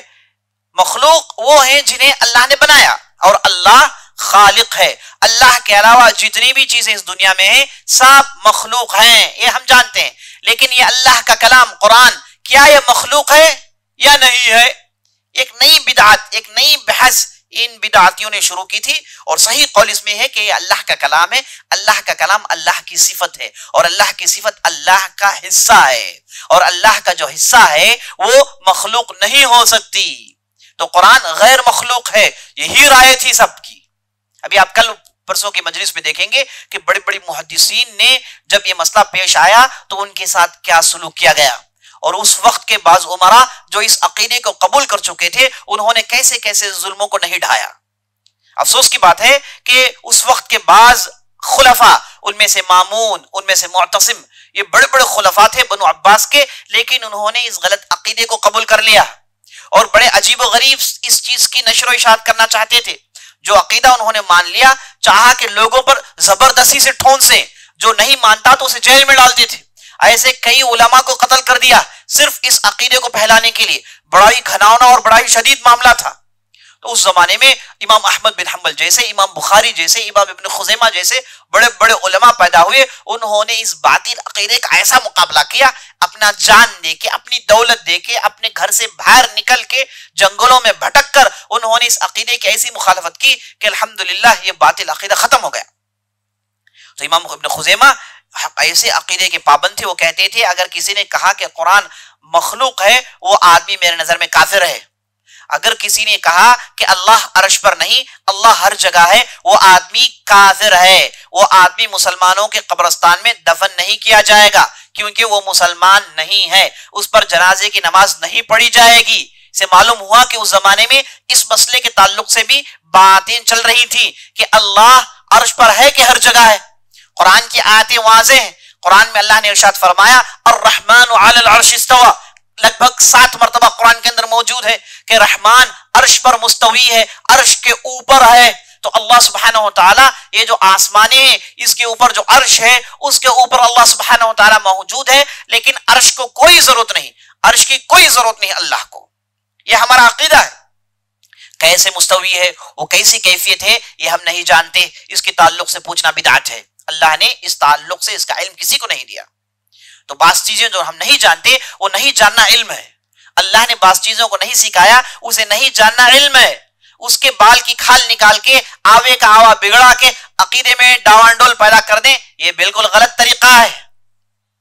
تو اس زمانے میں بحث یہ چل گئی تھی کہ اللہ نے قرآن میں کہا کہ تم جہاں کہیں بھی جاؤ اللہ تمہارے ساتھ ہے. تو اللہ ہر جگہ ہے، یعنی اللہ ہر جگہ ہے، جہاں کہیں بھی ہم آتے جاتے ہیں ہر جگہ اللہ ہے. یہ عقیدہ پیدا ہو گیا. تو امام ابن خزیمہ نے کہا کہ اگر کسی نے کہا کہ اللہ ہر جگہ ہے اور اللہ عرش پر نہیں، عرش اللہ سے خالی ہے، تو ایسا آدمی کافر ہے. یہ اس وقت کے علماء کے فتوے تھے. بعد میں ایک بہت بڑے خلیفہ آئے جو معتصم کے بعد آئے، متوکل علی اللہ، وہ اہل السنہ والجماعہ کا عقیدہ رکھتے تھے. انہوں نے ایسے باطل عقیدے رکھنے والوں کو خوب سزائیں دی، یہاں تک کہ اس باطل عقیدوں کو انہوں نے ختم کیا. اور اس کے بعد ابن خزیمہ رحمۃ اللہ علیہ کی ایسی یادداشت تھی، اللہ اکبر، جب آدمی گناہوں سے اپنے آپ کو بچاتا ہے، نیک ہوتا ہے، اس آدمی کی یادداشت غیر معمولی ہوتی ہے، غیر معمولی ہوتی ہے. ابن خزیمہ رحمۃ اللہ علیہ کہتے ہیں کہ میں نے جو بھی لکھا ہے وائٹ میں، جو بھی بلیک سے لکھا ہے پورا مجھے یاد ہے. وائٹ میں جو بھی میں نے بلیک سے لکھا ہے پورا مجھے یاد ہے. اور ایک مرتبہ ایک چیز کو سن لے کبھی نہیں بھولتے تھے. یہ ان کی غیر معمولی ذہانت تھی اور ایسے غضب کا حافظہ کہ بڑے بڑے محدثین نے ان کی تعریف کی، تفصیل میں جانے کا موقع نہیں. اور حدیث کے فن میں ان کا دوسرا اسپیشلائزیشن یہ ہے کہ احادیث میں بعض الفاظوں کی زیادتی ہوتی ہے. ایک مثال میں دے کے اپنی بات ختم کرتا ہوں. نبی صلی اللہ علیہ وسلم کی حدیث ہے انما الاعمال بالنیہ، ایک دوسری روایت ہے انما الاعمال بالنیات، ایک روایت ہے انما العمل بالنیات. ایک ہی معنی ہے لیکن الفاظ میں کبھی الف تا، کبھی بعض الفاظ ایڈ کر دیے جاتے ہیں جو کہ عام محدثین اس کے ماہر نہیں ہوتے. وہ ایک متن بتائیں گے، بات ختم. ابن خزیمہ رحمۃ اللہ علیہ کے اندر ایسی مہارت تھی کہ احادیث آتی ہیں اور احادیث میں الفاظ میں جو چینجز آتے ہیں، الفاظ کے چینجز کے ماہر تھے. یہ حدیث نقل کریں گے، کہیں گے کہ یہ حدیث اس چینجز کے ساتھ فلاں فلاں کتابوں میں آئی ہے. یہ غیر معمولی مہارت تھی، اللہ نے ابن خزیمہ رحمۃ اللہ علیہ کو عطا کیا. اس لیے ہم نے ضروری سمجھا کہ ان کا ذکر اس مجلس میں آئے. اور اس کے بعد رفع العیدین کے تعلق سے کہتے تھے کہ رفع العیدین ایک بہت ہی اہم سنت ہے، لوگوں نے اسے چھوڑ دیا ہے. رفع العیدین کسی بھی حالت میں کرنا چاہیے اور یہ مستقل اپنا فقہی ملکہ رکھتے تھے. اسی طریقے سے سنت کی اتباع، ایسی اتباع، ایسی شدت سے اتباع کہ لوگوں نے ایسے کسی کو کرتے ہوئے نہیں دیکھا. ہم جانتے ہیں صحابہ میں عبداللہ بن عمر ایک ایسے صحابی ہیں جو آپ صلی اللہ علیہ وسلم کی سنت کی اتباع میں حد سے زیادہ چلے گئے تھے. یعنی کس حد تک، اگر یہ حج کے لیے جاتے تو مدینہ سے مکہ پہنچتے تو اسی راستے میں جاتے جس راستے میں نبی صلی اللہ علیہ وسلم نے حج کیا تھا، اور راستے میں ان جگہوں پر بیٹھتے جن جگہوں پر نبی صلی اللہ علیہ وسلم نے بیٹھا تھا، اگرچہ کہ ان کو بیٹھنے کی ضرورت نہیں ہے، جا کے بیٹھ کے کہتے تھے کہ نبی صلی اللہ علیہ وسلم نے اس جگہ بیٹھا تھا، اور اپنے خیمے کو اسی جگہ ڈالتے جہاں نبی صلی اللہ علیہ وسلم نے ان کے خیمے کو ڈالا تھا، اسی جگہ خیمہ ڈالتے. لوگ پوچھتے کہ آپ دوسری جگہ پہ ڈال سکتے ہیں، وہ زمین اور اچھی ہے، کہتے ہیں کہ میں نے نبی صلی اللہ علیہ وسلم کو یہاں پر خیمہ ڈالتے ہوئے دیکھا. اگر کوئی درخت دیکھا جس کے نیچے نبی صلی اللہ علیہ وسلم بیٹھے تھے، یہ بھی آگے بڑھ کے اس درخت کے نیچے بیٹھ جاتے تھے. تو اس حد تک شدت سے سنت کی اتباع ان کے اندر موجود تھی، اگرچہ کہ ایسا کرنا واجب نہیں، ایسا کرنا ضروری نہیں۔ نبی صلی اللہ علیہ وسلم نے جو باتیں بتائی، جو باتیں شریعت کے روح سے، دین کے روح سے بتائی، اس کی اتباع کریں گے۔ جو باتیں وہ بشر ہونے کی وجہ سے کی ہوں، نبی صلی اللہ علیہ وسلم نے بشر ہونے کی وجہ سے جہاں مثلا قضاء حاجت کی ہو، عبداللہ بن عمر جاتے وہیں پر قضاء حاجت کرتے، تو یہ جو بشری تقاضا انسان ہونے کے ناطے آپ صلی اللہ علیہ وسلم نے جو کیا اس کی اتباع کرنا ہم پر واجب نہیں ہے۔ لیکن جو شریعت کے اعتبار سے، دین کے اعتبار سے جن باتوں کی تعلیم دی، جن چیزوں پر آپ صلی اللہ علیہ وسلم عمل کیا، اس پر عمل کرنا سنت ہے۔ تو سنت کی اتباع بعض صحابہ نے اس شدت سے کی، اور ابن خزیمہ رحمۃ اللہ علیہ انہی لوگوں میں سے تھے۔ یہاں تک کہ ان کے زمانے میں حمام جیسا نیا کانسیپٹ آیا جہاں پر لوگ جا کے نہاتے تھے۔ یہ کہتے تھے کہ میں کبھی نہاؤں گا نہیں، کیونکہ نبی صلی اللہ علیہ وسلم زمانے میں حمام نہیں تھا اور میں یہ کام کرنے کے لیے تیار نہیں ہوں۔ اگرچہ کہ ایک نیا انٹروڈکشن، نیا ٹیکنالوجی تھا، استعمال کرنے میں کوئی حرج نہیں، لیکن انہوں نے کہا کہ نبی صلی اللہ علیہ وسلم نے جو نہیں کیا اس کے قریب میں نہیں جاؤں گا۔ تو جب انہوں نے ایسی شدت سے اپنی زندگی گزاری، ایسا تقوی، ایسا زہد، تو ان سے کئی ایسے کرامات سرزد ہوئے۔ یہ جس علاقے میں رہتے تھے جسے نیساپور کہا جاتا تھا، وہاں پر اگر قحط سالی آئی، لوگ ان کے گھر میں جا کر کہتے تھے کہ آپ دعا کر دیں۔ یہ کہتے تھے کہ جاؤ، میں کیوں دعا کروں، تم دعا کرو بھائی، تم بھی اللہ کے قریب ہو۔ اور گھر کے اندر جاتے اور ہاتھوں کو اٹھا کر کہتے کہ اللہ اس قحط سالے کو نکال دے۔ تو جب بھی انہوں نے دعا کی، قحط سالے کو اللہ نے اٹھا دی۔ یہ ان کے کرامات میں شمار ہوتا ہے۔ جب آدمی اللہ کے اتنے قریب ہو جاتا ہے، یہ اولیاء اللہ کے سٹیج کو پہنچ جاتا ہے اور اس حد تک سنت کی پیروی کرتا ہے، اس حد تک اس کا عقیدہ صاف ہوتا ہے، تو اس کے بعد کرامات دکھنے ہی دکھنے ہیں۔ اس کے بعد کرامات دکھنے ہی دکھنے ہیں، اور کرامات میں ان کی کتابیں ہیں۔ ایک کتاب ان کی ہے کتاب التوحید والصفات، ایسی کتاب ہے سارا یورپ پڑھ کے پریشان ہے کہ کیسی باتیں انہوں نے لکھی۔ عقیدے کی بنیادی باتوں کو انہوں نے اس کتاب میں داخل کیا۔ یہ کتاب خود ایک بہت بڑا کرشمہ اور کرامات ہے۔ اور صحیح ابن خزیمہ جو ساری دنیا میں حدیث کی کتاب مشہور ہے، جس کے تعلق سے امام سیوطی کہتے ہیں کہ اس کا درجہ امام مسلم کی کتاب کے برابر ہے۔ امام مسلم کی جو صحیح ہے اس کے برابر صحیح ابن خزیمہ کا درجہ آتا ہے۔ اور بھی بہت ساری باتیں ہیں، اور سچے ایسے کہ ان سے کسی نے کبھی جھوٹ بولتے ہوئے نہیں سنا، اور کبھی بھی زبان سے غلطی نہیں نکلتی تھی۔ زبان کے ایسے پابند، گویا کہ ہم اور آپ ہمارے بہترین خزانے کی حفاظت کرتے ہیں، گھر میں انڈر ڈال کے رکھتے ہیں، بند کے رکھتے ہیں، ویسے اپنی زبان کی حفاظت کرتے تھے۔ کبھی کسی نے ان کو غیبت کرتے ہوئے، کبھی کسی نے ان کو جو ہے چغل خوری کرتے ہوئے، کبھی کسی نے ان کو گالی دیتے ہوئے نہیں سنا۔ ہاں اگر سنت کی خلاف ورزی ہوئی تو ڈٹ جاتے تھے، بڑے بڑے عمرا سے مخالفت کر جاتے تھے۔ ایک ان کے زمانے کا امیر تھا جس کا نام اسماعیل بن احمد تھا۔ یہ ایسا امیر تھا کہ یہ بھی حدیث کا ذوق رکھتا تھا، تو کبھی کبھار حدیثیں سنا دیتا تھا۔ تو ایک مرتبہ اس نے حدیث سنائی، ابن خزیمہ مجلس میں بیٹھے تھے، تو فوراً امیر کو روک کر کہا کہ تم نے جس آدمی کا ذکر کیا ہے وہ آدمی ضعیف ہے، اسے آپ روایت مت کریں۔ تو امیر ان کی بات سن کے ششدر اور پریشان ہو گیا۔ جب مجلس ختم ہوئی تو بڑے بڑے علماء کے ابن خزیمہ سے کہا کہ آپ کیا کر رہے ہیں؟ یہ امیر جو ہے بہت ہی سخت آدمی ہے، یہ غلطیوں کو سننا نہیں چاہتا۔ ہم 20 سال سے معلوم ہے حدیث ضعیف ہے، لیکن کسی نے یہ نہیں بتایا کہ غلط بات ہے، ہم خاموشی سے سن لیتے ہیں کیونکہ یہ امیر بڑا ہی سخت اور جبروت آدمی ہے۔ ابن خزیمہ نے دھڑلے سے بات بتائی اور کبھی موت سے ڈرا ہی نہیں، بڑے بڑے لوگوں سے مخالفت کر جاتے۔ ایسا زاہد آدمی، ایسا نیک آدمی، ایسا عالم، ایسے لوگ آج دنیا میں تقریباً نہیں ملتے ہیں۔ یہ اس زمانے میں ایسے لوگ کئی ہوتے تھے، ایک دو نہیں، آپ کو جہاں کہیں جائے ایسے زبردست اللہ والے اور علم والے، عمل کرنے والے، زہد، تقوی، آنکھوں کی حفاظت، زبان کی حفاظت، حرام سے اپنے آپ کو بچانا، دنیا سے دور، ایسے لوگوں کی بھرمار تھی اس زمانے میں۔ اس لیے اللہ نے ان کے ذریعے سے اللہ نے اس پاک دین کی حفاظت کی۔ خود ابن خزیمہ رحمۃ اللہ علیہ کے تعلق سے ہے کہ وہ جب بھی کوئی کتاب لکھنا چاہتے استخارہ کرتے رہتے یہاں تک کہ بات سمجھ میں آئے تو کتاب لکھتے تھے۔ یہ زہد و تقوی کا پہاڑ، یہ 311 ہجری وفات پا جاتا ہے۔ اور بھی بہت ساری علمی باتیں ان کی ہیں، میں سمجھتا ہوں کہ یہ باتیں آپ کے لیے کافی ہیں، اور اللہ سے دعا کرتا ہوں کہ اللہ سبحانہ وتعالی ہم نے جو بھی کہا، جو بھی سنا، اس کے مطابق عمل کرنے کی توفیق بخشے۔ انشاءاللہ کل کی مجلس میں اسی طریقے سے ایک بلند پائے محدث کو لے کر میں آپ کے سامنے پھر حاضر ہوں گا، اور اللہ تعالیٰ سے دعا کرتا ہوں کہ اللہ سبحانہ وتعالی ہماری محنتوں کو قبول فرمائے۔ موضوع کے متعلق کوئی سوال ہے تو کر سکتے ہیں انشاءاللہ۔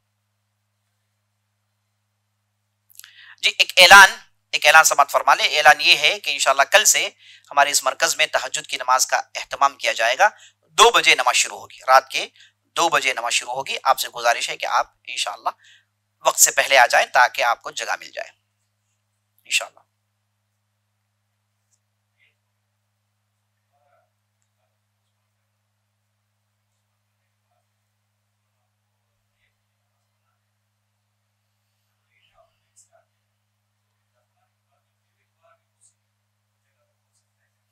سوال یہ کر رہے ہیں کہ ایک میت کو دفنا دیا گیا تھا نماز پڑھ کے اور کفنا کے دفنا دیا گیا تھا، لیکن بعد ضرورت اس کی یہ پڑی کہ اس میت کو نکالا گیا تاکہ پوسٹ مارٹم کرے، کوئی کرمنل ایشو ہوا ہوگا، نکال کے اسے پوسٹ مارٹم کیا گیا. اب دوبارہ اسے دفن کرنے کے لیے کیا نماز پڑھنے کی ضرورت ہے؟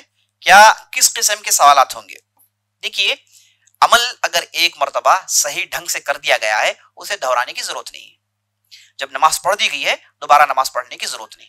جب کفنا دیا گیا ہے دوبارہ کفنانے کی کوئی ضرورت نہیں. تو پوسٹ مارٹم کرنے کے بعد جیسے باڈی دی جاتی ہے آپ لا کر اسی جگہ رکھ کے دفنا دیجیے.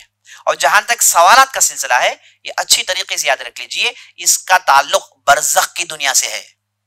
برزخ کی دنیا دنیا اور آخرت کے درمیان کی دنیا ہے. جب آدمی اس دنیا سے رخصت ہو جاتا ہے اور قبر کے مرحلے میں جاتا ہے تو برزخ کی دنیا میں منتقل ہو جاتا ہے. اب جو بھی سزا، جو نعمتیں اسے ملنے والی ہیں وہ برزخ کے عالم میں ملنے والی ہیں، اسے اور اس دنیا سے کوئی تعلق نہیں. مثال کے طور پر ایک آدمی کو مچھی نگل گئی اور مچھی کا پیٹ اس کے لیے قبر ہے، اب وہاں پر اس کا سوال جواب ہوگا. ضروری نہیں کہ سوال جواب ہونے کے لیے مٹی کا کھٹورا ہو، ہے نا، ایسا نہیں ہوتا. سوال جواب آ کے یہ برزخ کا مرحلہ ہوتا ہے. جب آدمی وفات پا گیا تو برزخ کے مرحلے میں داخل ہو گیا اور وہاں پر سوال جواب کا سلسلہ شروع ہے. یہ اچھی طریقے سے سمجھ لینا چاہیے. واللہ اعلم. ہاں، سوال کر رہے ہیں کہ حدیث قدسی بولے تو کیا؟ دیکھیے، حدیث کی دو قسمیں ہیں، ایک ہے نارمل حدیث، ایک ہے حدیث قدسی.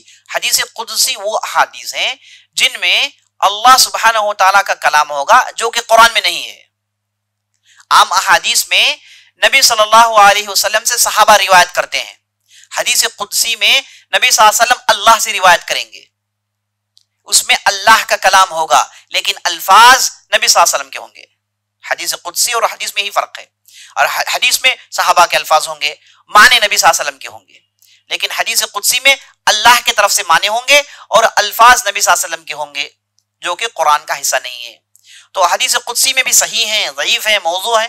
اس میں سے لگ بھگ 150 احادیث ہیں جسے اہل علم نے صحیح قرار دیا ہے. 150 احادیث حدیث قدسی صحیح مانے گئے. اس کے علاوہ بہت سارے ضعیف اور کمزور ہیں. اور حدیث میں موضوع حدیث ہے. موضوع حدیث اس حدیث کو کہتے ہیں جو جھوٹ کہہ کے نبی صلی اللہ علیہ وسلم کی طرف ڈال دیا گیا ہو. تو صرف کمزور یعنی ضعیف احادیث کی 300 قسمیں ہیں. ایک بہت ہی بڑا میدان ہے، یہ بہت ہی کم علماء ہوتے ہیں اس میدان کے ماہر. اللہ سے دعا کریں کہ اللہ ہمیں سے ایسے لوگ پیدا کریں جو اس فن کی خدمت کریں. آمین. سوال کر رہے ہیں کہ کیا عورت امام بن سکتی ہے؟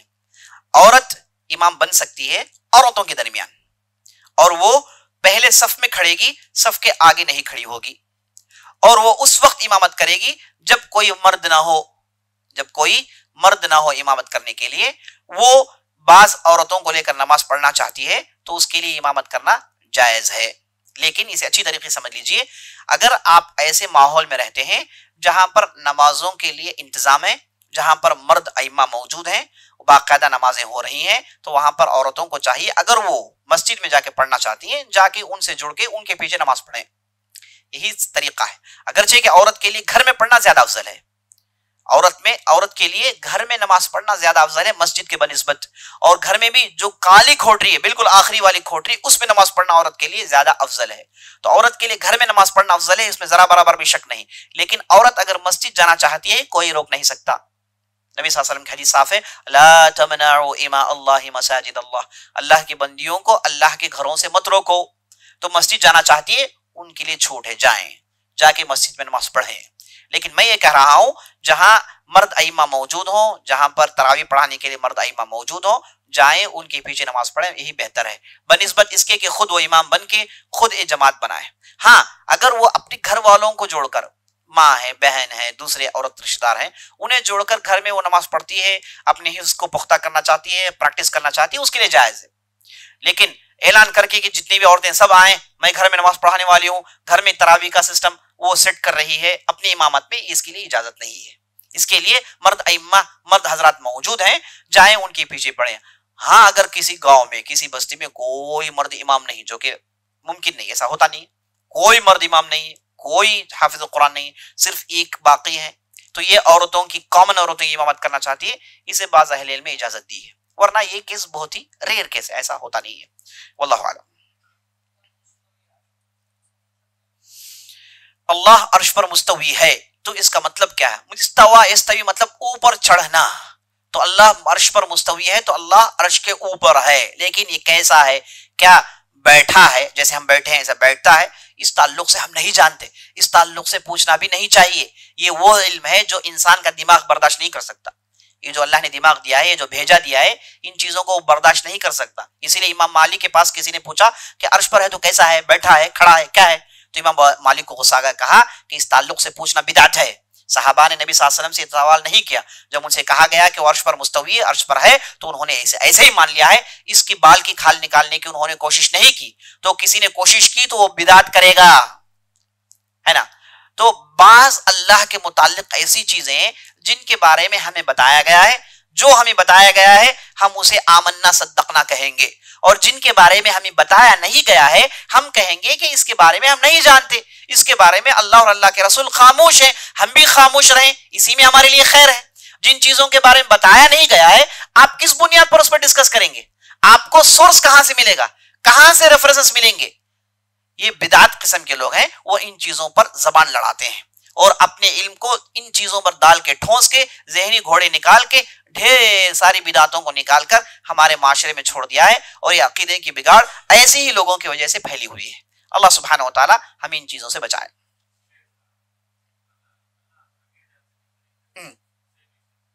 سوال کر رہے ہیں کہ قرآن میں کئی جگہ اللہ نے قریب ہونے کا دعویٰ کیا، نحن اقرب الیکم من حبل الورید، ہم آپ کے شہ رگ سے زیادہ قریب ہیں۔ ایک دوسری جگہ اللہ نے کہا اذا سألک عبادی عنی فانی قریب اجیب دعوت الداعی اذا دعان، اگر بندے تمہیں پوچھیں کہ ہم کہاں ہیں تو کہہ دیجئے کہ ہم قریب ہیں، جواب دیتے ہیں۔ تو اللہ سبحانہ و تعالیٰ قریب ہونے کا معنی ہرگز ہی نہیں کہ اللہ سبحانہ و تعالیٰ یہاں ہے، اللہ کے قریب ہونے کا معنی یہ کہ اللہ جانتا ہے، آپ کے دل میں جو ہوتا ہے، شہ رگ میں جو ہوتا ہے، وہ اللہ اسے جانتا ہے۔ دیکھیے اللہ جاننے کے لیے ضرور نہیں کہ اللہ وہاں ہو، اللہ کوئی چیز جانتا ہے، وسع کرسیہ السماوات والارض وسع کل شیء علما، ہر چیز پر چھایا ہوا ہے اپنے علم کے اعتبار سے، اس کا علم ہر جگہ موجود ہے۔ تو قریب ہونے کا معنی یہ کہ اللہ سبحانہ و تعالیٰ جو کچھ بھی ہوتا ہے وہ سب کچھ جانتا ہے۔ آپ کا شہرک یعنی آپ کا رگ جس کی وجہ سے آپ زندہ ہیں، اس رگ میں جو بھی ہوتا ہے وہ آپ کے دل کے جتنا قریب ہے اس سے زیادہ اللہ جانتا ہے آپ کے دل میں کیا ہو رہا ہے، یہ اس کا معنی ہے۔ اس کا معنی یہ نہیں کہ اللہ جو ہے رگ میں آ گیا ہے، نعوذ باللہ، یہ تو حلول کا عقیدہ ہے جو بدترین عقیدہ ہے جسے کسی بھی عالم نے قبول نہیں کیا، واللہ اعلم۔ سوال کر رہے ہیں کہ بعض احادیث میں آیا ہے کہ اللہ سبحانہ و تعالی جب رات کا آخری پہر ہوتا ہے تو اللہ سبحانہ و تعالیٰ پہلے آسمان میں تشریف لاتے ہیں اور کہتے ہیں کوئی ہے پوچھنے والا جسے میں دیتا ہوں، کوئی ہے جو مجھ سے مغفرت مانگے میں اسے معاف کرتا ہوں۔ تو یہ پہلے آسمان میں نزول کرنا کہتے ہیں، پہلے آسمان میں آنا۔ تو اس کا کیا معنی؟ اس کا بھائی معنی وہی ہے کہ اللہ سبحانہ و تعالیٰ اگر نزول کرتا ہے تو نزول کرتا ہے، اللہ نازل ہوتا ہے نازل ہوتا ہے، لیکن ہم کسی چیز سے نازل ہوں تو جگہ خالی ہو جاتی ہے، لیکن اللہ کے لیے ایسا ہونا ضروری نہیں۔ یہ اللہ کی صفات ہیں، اس میں ہم بندوں کی صفات کو جوڑ کر سمجھ نہیں سکتے۔ ہمارے بندوں کی صفات لمیٹڈ ہیں، یہ پیدا ہوئے ہیں ختم ہونے والے ہیں، لیکن اللہ کی صفات ان لمیٹڈ ہیں، کوئی اس کی باؤنڈریز نہیں ہے، اس کے تعلق سے ہم بہت ہی کم جانتے ہیں۔ تو اللہ پہلے آسمان میں نازل ہوتا ہے، ہم اس پر ایمان لاتے ہیں، بخاری کی روایت ہے، صحیح روایت ہے، ہم اس پر ایمان لاتے ہیں، لیکن کیسے نازل ہوتا ہے یہ اللہ کے علاوہ کوئی اور نہیں جانتا، یہ اللہ کے علاوہ کوئی اور نہیں جانتا۔ عام طور پر لوگ سوال پوچھتے ہیں کہ مولوی صاحب آج ہمارے لیے تاخرات نہیں ہے، سعودی وغیرہ میں تاخرات شروع ہو گیا، تو اگر پہلی رات لیلۃ القدر کی رات ادھر ہو تو ہم لوگ مس کر جائیں گے۔ میں انہیں جواب دیا کہ ثواب دینے کا کام اللہ کا ہے، آپ کیوں ٹینشن لیتے ہیں؟ آپ تھوڑی جواب دے رہے ہیں، آپ اجر تھوڑی دیتے ہیں، یہ اللہ دینے والا ہے اجر، اللہ جو ہے بخشش کرنے والا ہے، یہ اللہ کا معاملہ ہے۔ ہمیں کہا گیا کہ آپ لیلۃ القدر آپ کے علاقے سے کریں، ہم ہمارے علاقے کے حساب سے کریں گے۔ تو یہ جو معاملہ ہے کہ پہلی رات میں اللہ سبحانہ و تعالیٰ ادھر تشریف زمین میں آتے ہیں، آسمان زمین میں مطلب پہلے آسمان میں آتے ہیں. یہ یہاں پر رات ہے، کوئی دوسری جگہ دن ہوگا؟ یہ کیسے ممکن ہے؟ پہلی پہر میں، رات کے آخری پہر میں اللہ سبحانہ و تعالیٰ پہلے آسمان میں آتا ہے. اگر رات ہو تو نا، بعض علاقوں میں تو دن ہے، یہاں رات ہے تو بعض علاقوں میں دن ہے، تو پھر کیسے؟ تو یاد رکھ لیجیے، جو بھی تعلق اللہ سے ہو جائے، جو بھی چیز کا تعلق اللہ سے ہو جائے، ہم ہمارے عقلی گھوڑے نہیں دوڑا سکتے. جیسے کہا گیا ویسے مان لیجیے. بس آپ زیادہ سمجھنے کی کوشش کریں گے تو گمراہ ہو جائیں گے. اور زیادہ کوشش کرنے کی ضرورت کیا ہے آپ کو؟ کیوں دوڑے لڑاتے ہیں؟ کیا ضرورت ہے آپ کو؟ بات تو سمجھ میں آ گئی. مان کے چلے جائیے، اپنی کمزوری مان لیجیے، بات ختم. اسی میں ہماری ایمان کی حفاظت ہے. واللہ اعلم.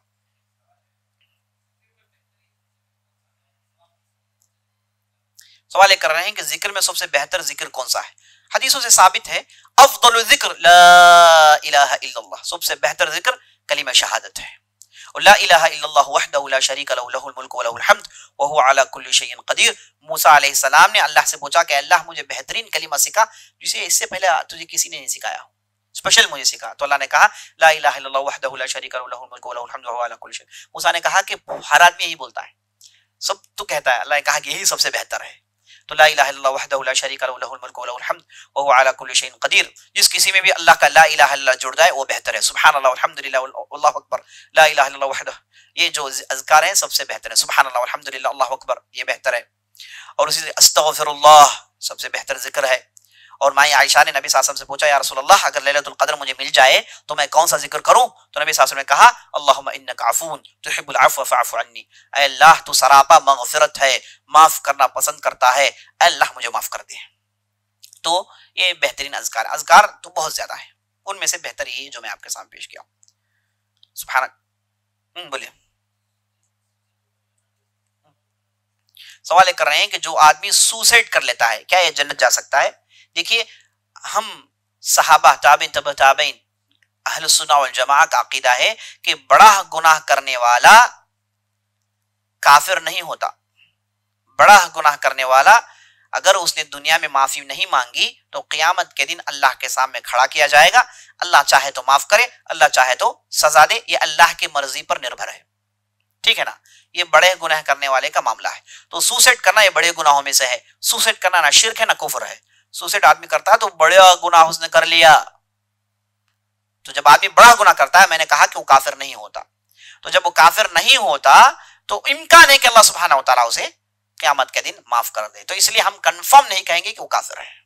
البتہ یہ بڑا گناہ ہے اور ایسے گناہ کے تعلق سے سوچنا بھی بڑا گناہ ہے. واللہ عالم. سبحانک اللہم وبحمدک اشہد ان لا الہ الا انت استغفرک و اتوب الیک.